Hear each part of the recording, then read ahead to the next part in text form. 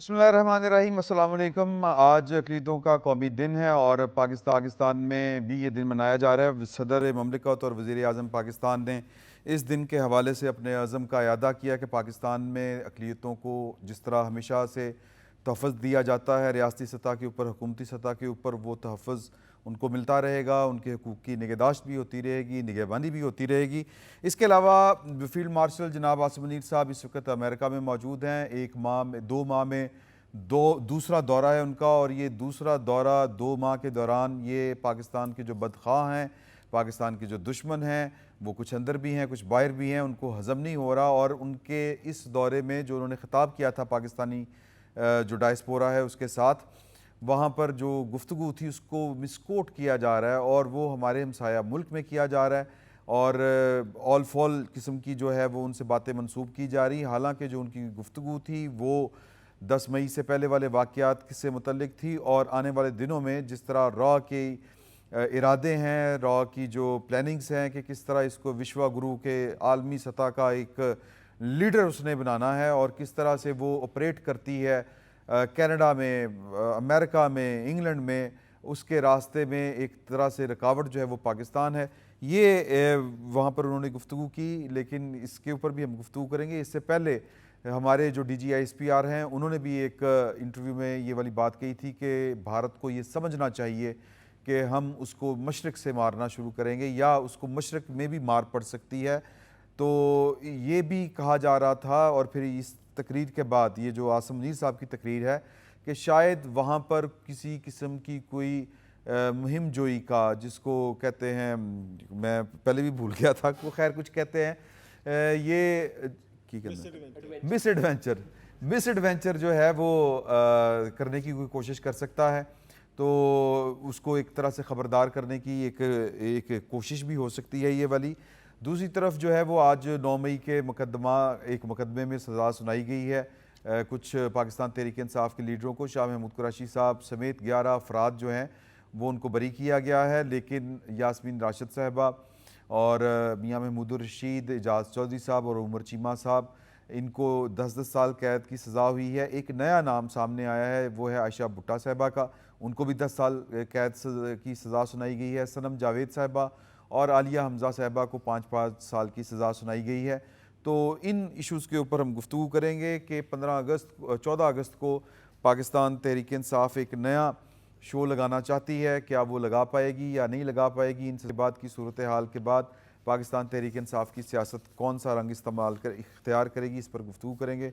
हमें ज्वाइन किया है लाहौर स्टूडियो में सईद चोई साहब ने, जनाब खालिद क़य्यूम साहब और उनके साथ अहमद वड़ैस तशरीफ़ रखते हैं। इस्लामाबाद से हमें ज्वाइन किया जनाब शाकिर सुलंगी साहब ने। सईद चोई साहब, मैं सीधा आता हूँ फील्ड मार्शल साहब की जो गुफ्तगू है वो ओरिजिनली गुफ्तगू क्या है और जो कोट किया जा रहा है वो क्या है। कोट करने वाले इंडियन मीडिया तो वो बड़ा मिस रिपोर्ट कर रहा है, उनको क्या कहते हैं आप? पहले ये अक़लियतों पे दो फिक्र अगर जी प्लीज़। जो हमारा आइन है ये अक़लियतों को मुकम्मल तहफ़्फ़ुज़ देता है, ठीक है ना। इनके लिए अक़लियत का लफ्ज़ इस्तेमाल नहीं होता। गैर मुस्लिम, दो तरह के शहरी हैं, एक मुसलमान है गैर मुस्लिम, ठीक। और जो गैर मुस्लिम शहरी हैं ये उसी तरह जनरल इलेक्शन लड़ सकते हैं जैसे मैं लड़ सकता हूँ, आप लड़ सकते हैं। कोई भी जो अहलियत पे पूरा उतरता है रख सकता है, बल्कि उनकी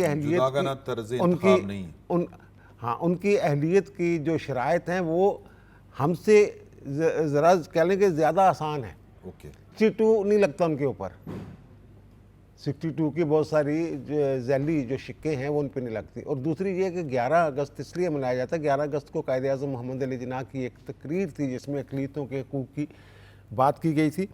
और ये जो इलेक्शन की ये जो मैंने इलेक्शन की बात की, इसके अलावा जो बड़े बड़े ओहदे हैं उन पर जो गैर मुस्लिम राना भगवान दास कायम चीफ जस्टिस रहे हैं, कार्नेलियस साहब रहे हैं, ये बहुत सारी और मिसालें जो हैं इस वक्त मौजूद हैं, वुज़रा मौजूद हैं।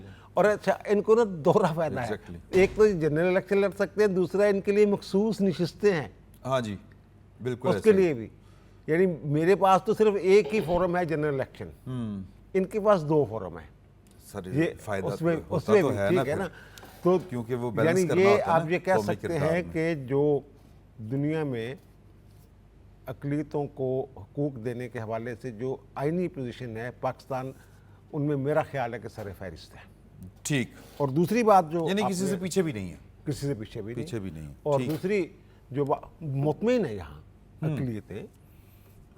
अच्छा, वो दूसरी बात जो आपने की है कि जनाब उन्होंने जो खिताब किया है वहाँ पे जाकर देखें, ये इनका ना ये सरकारी दौरा था, दूसरा दौरा जो है ये वहाँ पेंटागन की दावत पे वहाँ गए हैं। और जनरल कोरेला जो है उनकी अलविदाई तकरीब थी, और वो जो तकरीब होती है चार्ज बदलने वाली, उसमें इन्होंने शिरकत करनी थी। आपने of command। तस्वीरें देखी होंगी जी। चेंज ऑफ कमांड वाली, आपने तस्वीरें देखी होंगी कि जो जनरल कोरेला से इनकी हाथ मिलाने की तस्वीर है, उन्होंने दो यानी गर्मजोशी का अंदाज़ा लगाएं आप इस बात से, दोनों हाथों से उन्होंने इनका हाथ पकड़ा हुआ है सही, जब ये गुफ्तगू कर रहे हैं। ये गर्मजोशी का इजहार होता है, सही, और ये लग रहा था नेचुरली है, फितरी है। और उसकी वजह यह है कि जो हमने बात की है जिसमें चीखें निकल रही हैं भारत की और बदखा दीगर बदखा जो यहाँ मुल्क से फरार होकर बैठे हुए हैं या मुल्क के अंदर सोशल मीडिया पे शोर मचाने वाले लोग हैं, और उधर जो भी हैं। और जो वो लोग जो कहते थे जनाब ये जंग होनी नहीं है, वो आएगा और वो अल्लाह माफ़ करे कि चपेड़े मारेगा और हम चुप करके जनाब सह लेंगे। हाँ। याद है ना आपको? जी हाँ, जी, अलीमा बीबी ने भी अलीमा बात कही। खानम ने ये बात की थी। तो हम फिर उसके बाद हमारे फील्ड मार्शल का वहाँ जो खिताब है पाकिस्तान कम्युनिटी के साथ, उसमें जो उन्होंने बातें की हैं, उन्होंने फिर एक मरतबा ये बात की। उन्होंने वैसे ये ट्रंप का भी शुक्रिया अदा किया है, उन्होंने जो किरदार अदा किया है। ज़ाहिर है दो बड़ी ताकतें थीं, एटमी ताकतें थीं, इनके दरमियान अगर जंगबंदी ना होती तो मामलात आगे बढ़ते जाने थे। एग्जैक्टली। और जो वहाँ का सोशल मीडिया है, वहाँ के जो अखबारात हैं, वहाँ एक उनका कोई चैनल है media, print media something India, इस टाइप का उसका नाम है, प्रिंट इंडिया इस तरह का उसका नाम है। उसने ये एक फिर ना हर्जा सराई की, उसको बढ़ा चढ़ा के उन्होंने पेश करने की कोशिश की जो चीफ ऑफ आर्मी स्टाफ का खिताब है, और उसको जनाब ऐसे पोर्ट्रे किया उन्होंने कि शायद वो ये कह रहे हैं कि जनाब एटमी जंग छेड़ रहे हैं, हालांकि ऐसी कोई बात हुई नहीं कि जनाब आधी दुनिया को ले जाएंगे। उन्होंने मतलब निकाला है वो, हाँ, जो जिस तरह की बातें कर रहे हैं। नहीं वो मतलब खींच तान के निकाला है, बनता ही नहीं वो मतलब उसका। ऐसा ही। वो मतलब बनता ही नहीं कि जनाब अगर हम डूबे तो पूरी आधी दुनिया को ले डूबेंगे यार। तो बनता है जो पहले ISPR के जो बयानात थे ऑफिशियली हमने दिए हुए कि अगर आप मिस एडवेंचर किया इंडिया ने तो फिर जनाब हम मशरक़ से शुरू करेंगे, ये सारी चीज़ें उन्होंने उनके खाते में डाल दी और कहा कि सहाफ़ी ने सवाल किया तो ये जवाब दिया। सहाफ़ियों के साथ उनकी गुफ्तगू कहाँ हुई है? वहाँ पे थे ही नहीं, सहाफ़ियों के साथ तो गुफ्तगू ही नहीं। कोई कौन सा गुफ्तगू सहाफ़ी था? हाँ, कोई गुफ्तगू कोई नहीं। सलमान टोपी वो पहन के इनका गया हुआ था, इंडियन गया हुआ था। और फिर जो हाफिज साहब ने इनको किया है, कहने के जनाब इनका उर्गियाँ किया है, इनका चेहरा जो है बेनकाब किया है, उसे देखें जनाब राह का जो किरदार है वो सिख रहनुमाओं का कत्ल जो है, और फिर मुख्तलिफ ममालिक में जो इनकी राह की वारदातें हैं, फिर कुलभूषण की तरह, कुलभूषण यादव की तरह नेवल के इनके जो अफसरान थे उनका पकड़ा जाना एक अरब मुल्क में। तो ये सारी चीज़ें उन्होंने यहाँ की। और ये विश्वा गुरु जनाब बनना चाहता है, जनाब आलमी गुरु ये बनना चाहता है। और इनकी औकात ये है कि 4 घंटे बाद घुटने टेक दिए थे। नहीं, अब वो कह रहे हैं हमने 6 उनके अच्छा, बताए हैं। वो जो उनके ना वो आप ही ने ये कहा था जनाब कि शायद वो कुछ सस्ता किस्म का नशा करता है। मेरे ख्याल इंडिया में नशा वैसे भी सस्ता ही है मेरा ख्याल। तो वो जनाब उन्होंने एक बटक मार दी। कल उन्होंने एक और बात की जनाब, मुस्तकिल करीब में एक और जंग होगी, फिर हम मिल के बेहतर अंदाज में लड़ेंगे। ये कौन कह रहा है? ये वही साहब जिन्होंने 6 तैयारे 5 अच्छा। जंगी तैयारे करवाए हैं और एक दूसरा तैयारा करवाया है। और बेहतर इसका मतलब ये कि पहले बेहतर ये तस्लीम किया उन्होंने कि पहले बेहतर अंदाज में हम नहीं लड़ सके थे, जिसकी वजह से हमें मार पड़ी है। अच्छा, ये खालिद क़य्यूम साहब, आज इंडिया में मोदी के प्रेशर में आने का एक इशारा ये भी है कि आज राहुल गांधी और जो हैं क्या नाम है प्रियंका, इनके बारे में खबरें, राहुल का तो मैंने खुद भी देखा, उनको गिरफ़्तार किया गया किसी एहतजाज के सिलसिले में। अपोजिशन जो है वो वहाँ पर हावी पड़ चुकी है हुकूमत के ऊपर, और ज़ाहिर है कि 10 मई के बाद हावी पड़ी है। इन हालात में आर्मी चीफ़ की तरफ से इंडिया को के बारे में गुफ्तगू करना और फिर उसके बाद उससे पहले जो DGISPR की गुफ्तगू थी, हमारे वज़ीर दिफा की गुफ्तगू, हमारे वज़ीर इत्तलात व नशरियात की गुफ्तगू, पाकिस्तान का एक ऑफिशियल, वो तो दो टोक कह रहे हैं कि जी इवन बिलावल भुट्टो जरदारी साहब कि आप बनाएं डैम, फिर देख लेते हैं कि आपके साथ क्या करते हैं, फिर जंग हम छेड़ेंगे। तो इन हालात में आपको लगता है कि वो ज़्यादा ही प्रेशर ले रहे हैं, अब उस प्रेशर से निकलने का रास्ता क्या है उनके पास? अच्छा देखिए कि जब से भारत को ज़िल्लत अमीर शिकस्त हुई है पाकिस्तान से, तो उसके बाद हम तसलसल के साथ देख रहे हैं कि वहाँ की जो अपोजिशन है वो जो है वो नरेंद्र मोदी सरकार को जो है वो शदीद उन पर दबाव बढ़ा रही है। और ख़ास तौर पर पार्लियामेंट के अंदर राहुल गांधी और जो कांग्रेस और दीगर अपोजिशन जमातें हैं, उनका जो इत्तेहाद है, उनकी तरफ से नरेंद्र मोदी पर एक प्रेशर जो था वो बढ़ चुका था। और उसमें ख़ास तौर पर जो सवालात किए जा रहे थे राहुल गांधी की तरफ से, अपोजिशन लीडरों की तरफ से, जो शिकस्त हुई भारत को, और ख़ास तौर पर उसमें यहाँ तक भी सवालात हुए कि जो भारतीय हत्यारे जो हैं वो इस जंग में गिराए गए हैं, उनकी तफसील लाएं। जो दूसरे नुकसानात हुए हैं भारत के इस जंग में, उनकी तफसील लाएं। और इस हवाले से जो बैनुल-अक़वामी सतह पर भारत की जो खारजा पॉलिसी की नाकामी हुई है, उसकी वजूहात आएँ, हमें पार्लियामेंट में आकर बताएं।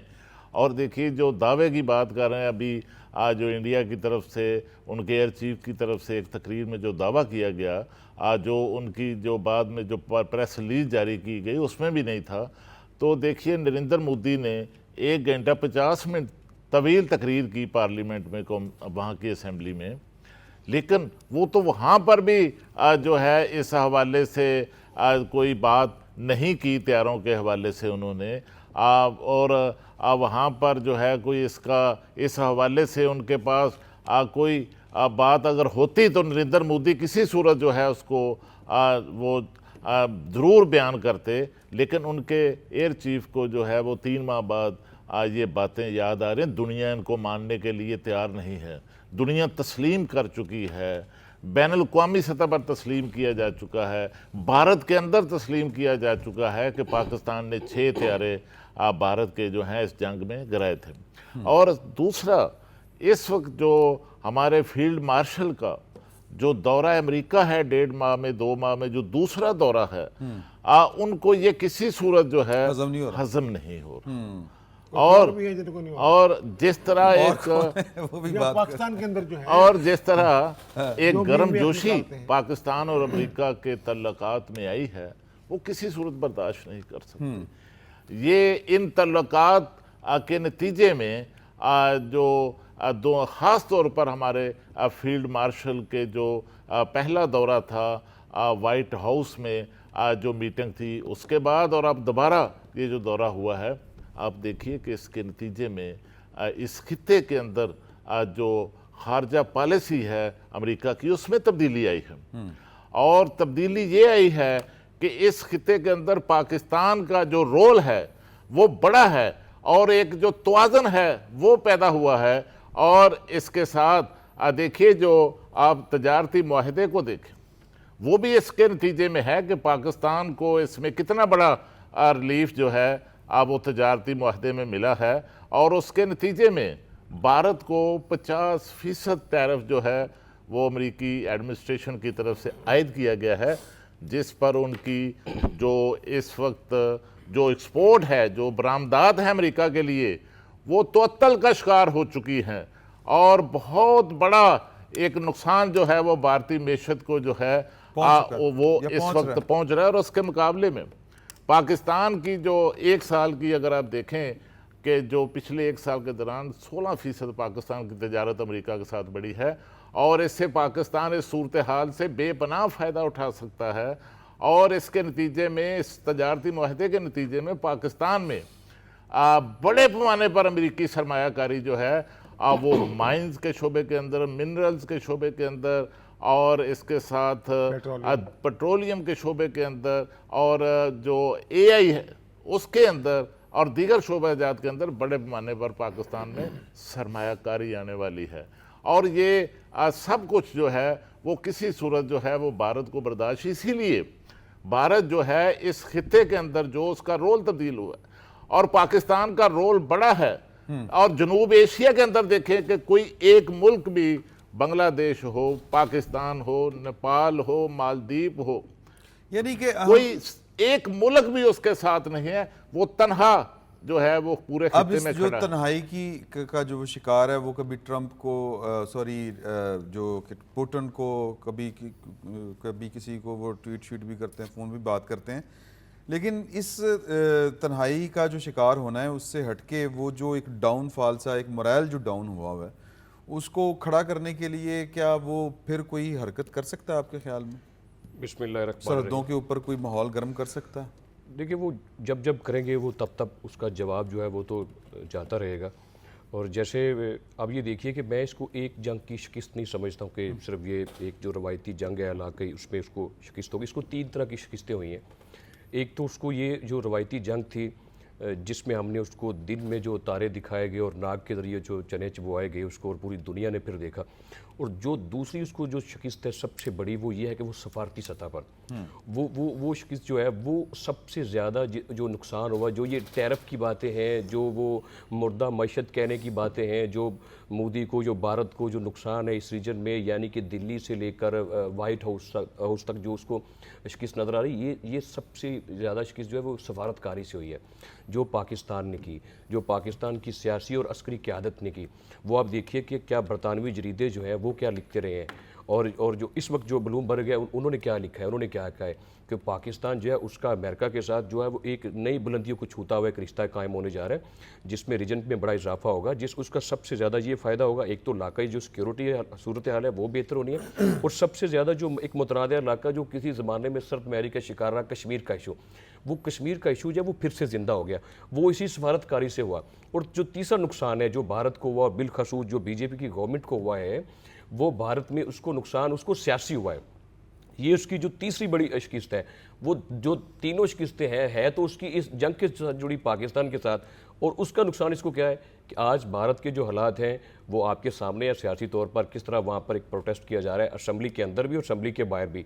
जब नरेंद्र मोदी ने तकरीर की है, जिस तरह कहा गया 2 घंटे की लंबी तकरीर की, तो तकरीर के बाद जो अपोजिशन लीडर यानी कि जो राजीव गांधी हैं, जो उन्होंने जो अपोजिशन लीडर ने जो तकरीर की, उन्होंने कहा कि आप मोदी साहब आप बताएं पूरी कौम को और पार्लियामेंट को ये बात बताएं कि जो त्यारे गिरे थे और जो जंग हुई, जो रुकी है, जो सीज फायर हुआ है, ट्रंप को 30 दफ़ा से ज़्यादा दफ़ा ये बात कह चुके कि जंग मैंने रुकवाई है, तो आप उससे चालू क्यों होते हैं? उस बात से आप उस बात को ऑन कर लें या इनकार कर दें, कह दें ट्रंप झूठ बोलते हैं, या कोई आप कुछ उसको खुल के कोई बात करें। आप तो उस बात को क्लियर नहीं करना चाहते जिससे कन्फ्यूजन है। उसका मैं समझता हूँ कि 3 नुकसान जो भारत को हुए हैं वो कभी उसके पूरे नुकसान नहीं हो सकते। और चाइना ने बारहा ये बात कही कि जो खित्ते का तवाज़ुन था, उस तवाज़ुन को पाकिस्तान इस जंग के बाद जो है वो बैलेंस किया है, वरना तवाज़ुन बरकरार नहीं था, क्योंकि भारत ये समझता था कि मेरी इकानमी बहुत बड़ी है। देखिए उसका जो डिफेंस बजट है वो 81 अरब डॉलर है और पाकिस्तान का 9 अरब डॉलर है, यानी कि 900% उसका ज़्यादा है, 9 गुना उसका ज़्यादा हमसे बजट है। हमने कम वसाइल में रहकर हमने उससे जंग भी जीती है और हमने पूरी दुनिया में ये साबित भी किया है कि पाकिस्तान जो है वो ना सिर्फ जंग जीत सकता है बल्कि वो माशी जंग भी जीतेगा, सफारती जंग भी जीतेगा। ठीक हो गया। मैं इस्लामाबाद की तरफ चलते हैं जनाब शाकर सोलंकी साहब, एक तो इसके ऊपर फीडबैक दीजिएगा कि जो DGSPR ने भी मुतनबे किया था, ख़बरदार किया, आर्मी चीफ ने भी, इसका क्या मतलब निकलता है? क्यों ये लगता है आपको भी महसूस होता है कि इंडियन प्राइम मिनिस्टर अपनी साख को बचाने के लिए कोई ना कोई उल्टी सीधी हरकत कर सकते हैं और इसलिए उनको ख़बरदार किया जा रहा है? दूसरा साथ आप ये भी बताइएगा कि ये जो सज़ाएँ हो रही हैं 9 मई के हवाले से और फिर जो 14 अगस्त वाली बात है, ये इन दोनों को अगर आप मिला के देखें तो पहला सवाल ये बनता है कि क्या 14 अगस्त को जो पाकिस्तान तहरीक इंसाफ है वो कोई फिर से कोई 9 मई वाली कोई हरकत कर सकती है या कोई एहतजाज कामयाब कर सकती है? और साथ में ये भी कि ये जो जिन लोगों को सज़ाएँ हुई हैं उनको पकड़ा क्यों नहीं जा रहा जो जेल से बाहर हैं?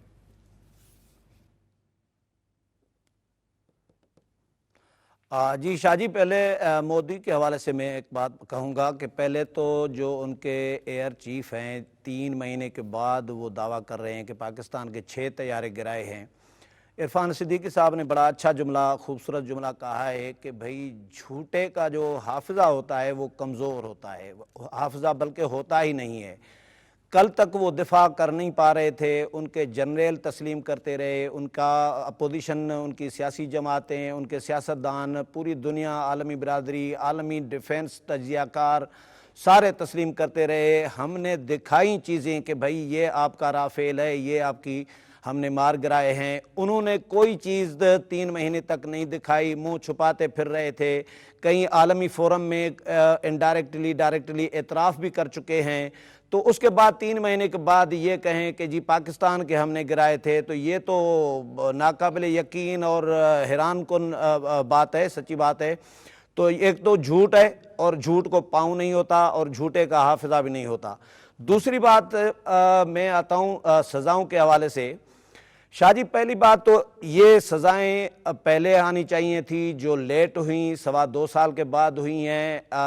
अमेरिका में, बरतानिया में इतना टाइम नहीं लगा था। फिर इधर हमारा ज़ाहिर है सिविल अदालतों का भी मामला था, फिर सुप्रीम कोर्ट में मामला चला गया। सुप्रीम कोर्ट ने कहा कि 4 महीने के अंदर फैसले करें।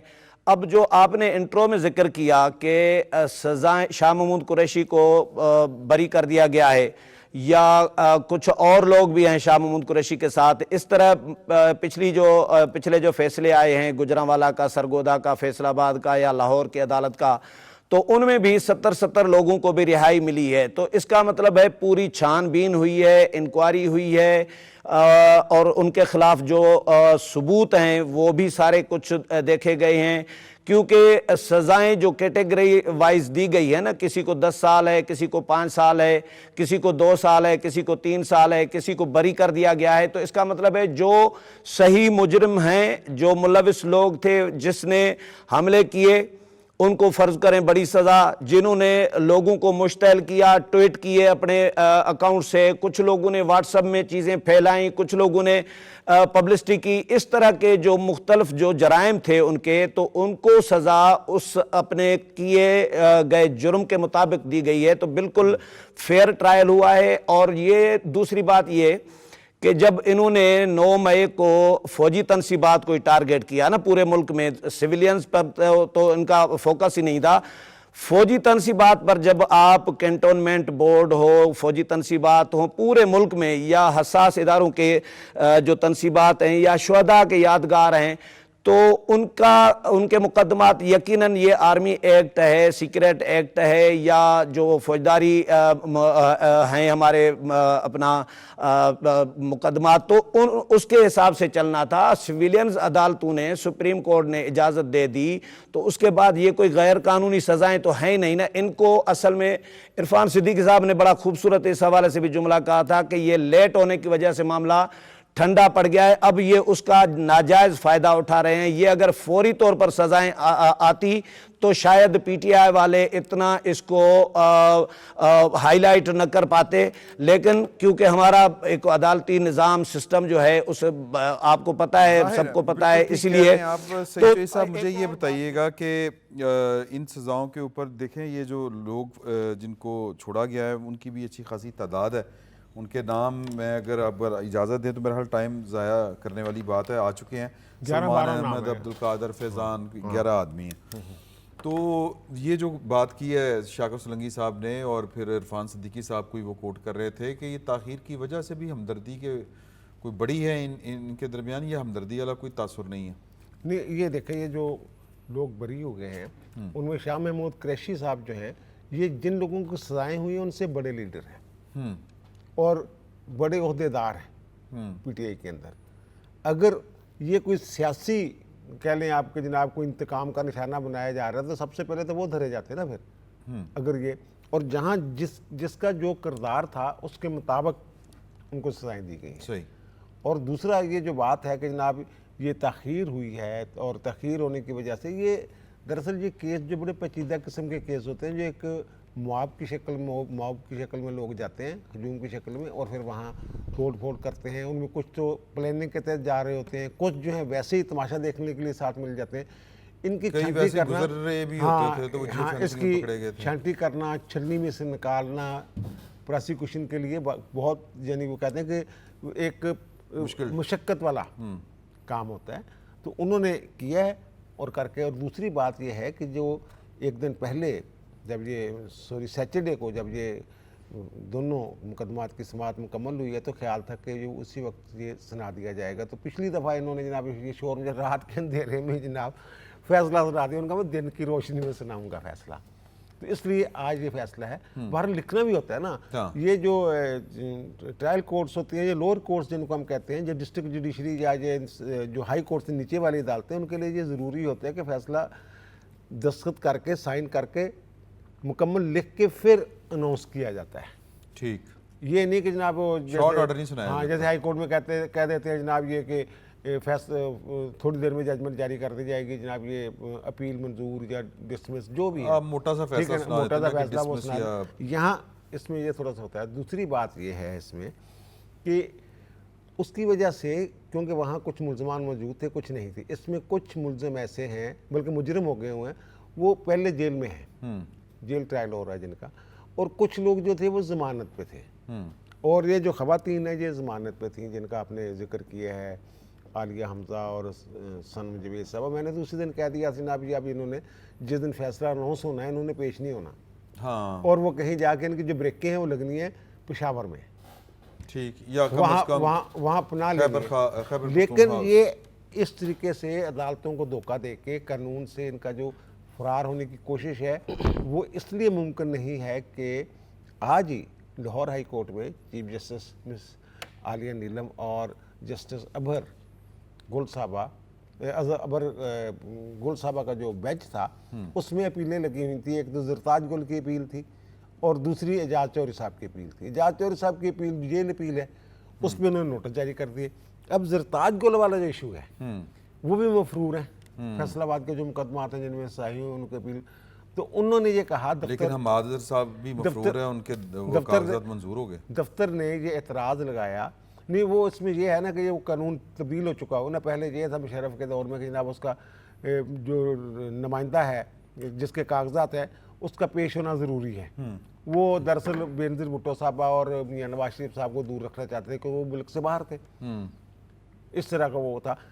अब वो चेंज हो अच्छा, अब ये उन्होंने ये कहा है, दफ्तर ने एतराज़ लगाया हाई कोर्ट ऑफ रजिस्ट्रार हाफिज ने, जनाब जो जब तक सरेंडर नहीं करेंगी ये अपील जो है ये काबिल सुनवाई नहीं है, यानी और पहले जब- उनको जेल जाना हाँ, पड़ेगा। अब जो वो जब बेंच में लगा है तो उन्होंने कहा अब ये पहले हम कानूनी दिला, उन्होंने कहा नहीं, हमने जब ऑब्जेक्शन भी तब सुनना है जब वो पेश होंगी। अब ये जो भागे फिर रहे हैं कि शायद जनाब हम वहाँ से, अब देखिए मसला ये है कि ये कानून का किस हद तक एहतराम करते हैं ये लोग, बाहर ये बात करते हैं कानून की बालादस्ती की। पेशावर हाई कोर्ट से इन्होंने ये कह के वो राहदारी बेल ली, प्रोटेक्टिव बेल ली कि ना मैंने अदालत में पेश होना है, ठीक, मुझे सजाएं होगी है। आज 11 अगस्त तक वहाँ से इनकी इंटरम बेल थी वो वाली, ठीक, कि इन्होंने आज पेश होना था, वहाँ भी गलत बयानी की, यहाँ पे भी गलत। यहाँ भी गलत बयानी की और पेश नहीं हुई। तो अब यानी एक तरह से आप कह सकते हैं कि सीमत का तयन हो गया है लाहौर हाई कोर्ट ने हाँ। जो ऑब्जेक्शन लगाया है, उसके बाद जो ऑब्जेक्शन जो है वो बरकरार रखा है, बल्कि ऑब्जेक्शन की समाअत ही नहीं की गई कि जब तक वो ठीक, सरेंडर नहीं जब तक करेंगे, वो surrender नहीं पेश करेंगे, नहीं तब होती, तक उस वक्त तक जो है वो कोई रिलीफ नहीं मिल सकता। रिलीफ नहीं मिल सकता। तो जब सीमत का तयन हो गया है तो फिर ये जो अगर इस खुशफहमी में है ये फिर इश्तिहारी होंगे हाँ, के तौर पे फिर अगर जीना और तो वहाँ जीना। जहाँ जाके ये पनाह ले रहे हैं वहाँ ये मुझे समझ नहीं आ रही, जो तज़ीरत पाकिस्तान है उसके सेक्शन 216 है, वो ये कहता है कि किसी इश्तिहारी को पनाह देना जो है वो भी एक जुर्म है।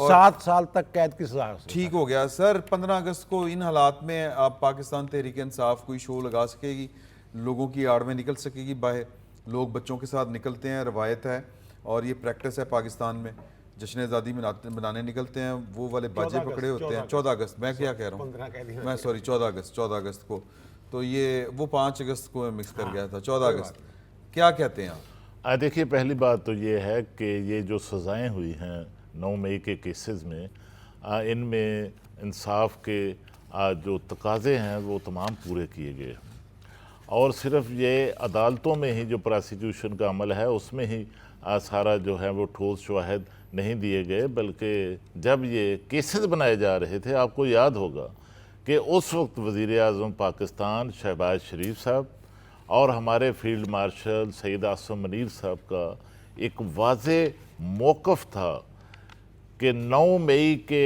केसेस में किसी बेगुनाह को शामिल नहीं किया जाएगा और किसी गुनाहगार को छोड़ा नहीं जाएगा।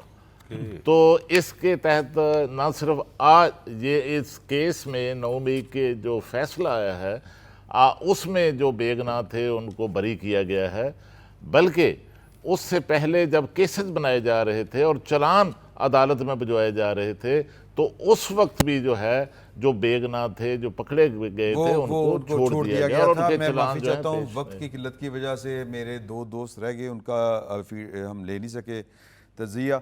तो इंशाल्लाह नेक्स्ट टाइम सर, तो आपसे हम इजाज़त चाहते हैं, दीजिए, अल्लाह हाफ़िज़।